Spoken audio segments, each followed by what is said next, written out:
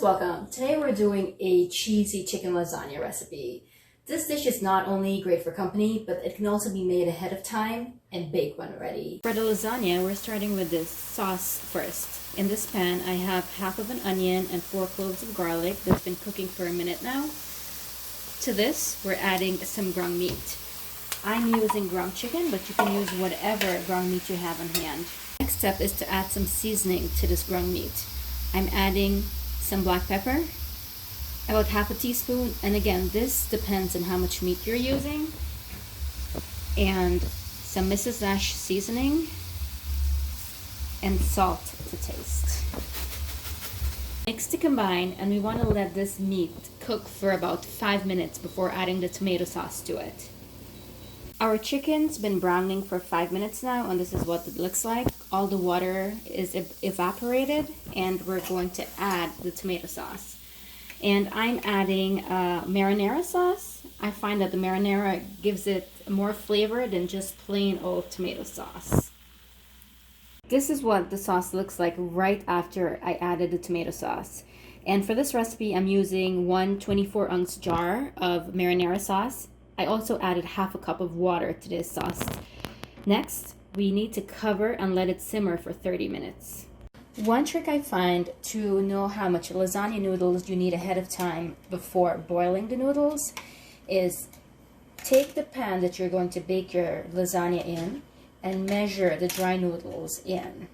So I normally, I think for this pan we can add like 4, and we need 3 layers. For our noodles part of the lasagna, I have a big pot of water boiling. I'm adding a splash of oil, about a tablespoon, and this is to prevent the noodles from sticking together.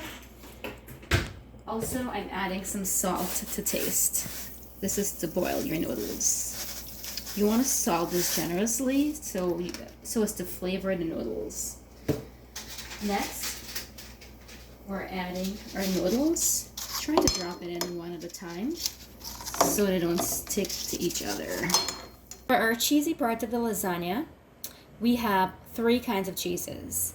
In the first bowl, we have 1 pound of mozzarella cheese and half a pound of Parmesan cheese. Our next cheese is the ricotta cheese. And I have 1.5 pounds of ricotta cheese in this bowl. We're adding 1 egg to it.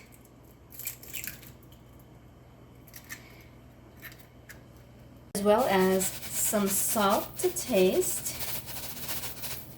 and some black pepper. Then mix to combine. Our sauce has been cooking for 30 minutes now, and it's bubbling away nicely. And I think it's ready, so we'll turn the stove off and let it cool. Noodles been cooking for 10 minutes now, and I think it's ready. You want to cook your noodles according to the package direction and do not overcook because the lasagna has to bake in the oven and the noodles will continue cooking. Drain next. Assembly time. So we're putting together our lasagna. The first thing you want to do is grab some sauce and spread it on the bottom of your pan. Just a light layer of sauce to begin with. And you want to spread it out. You can add some more here. Okay, that looks good. Next, we'll add our noodles. So spread the noodles. And step is adding our ricotta cheese mixture. And you want a nice thick layer and spread evenly. Next is the meat sauce, and you want to add this evenly as well, right over the ricotta cheese, and spread so it's in every corner of the pasta and of the cheese. Finally, we need to add our mozzarella and Parmesan mixture right over the meat sauce. And I like to be generous with my cheese. I love a cheesy lasagna.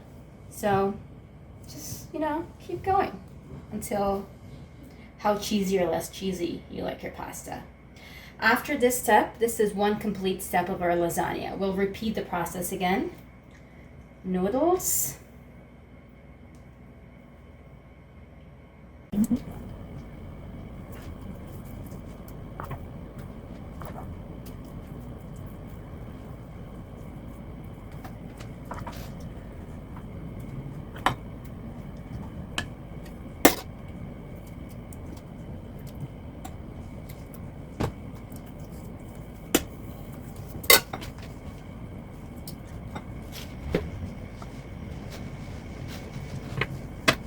This is what the lasagna looks like right before we put it in the oven.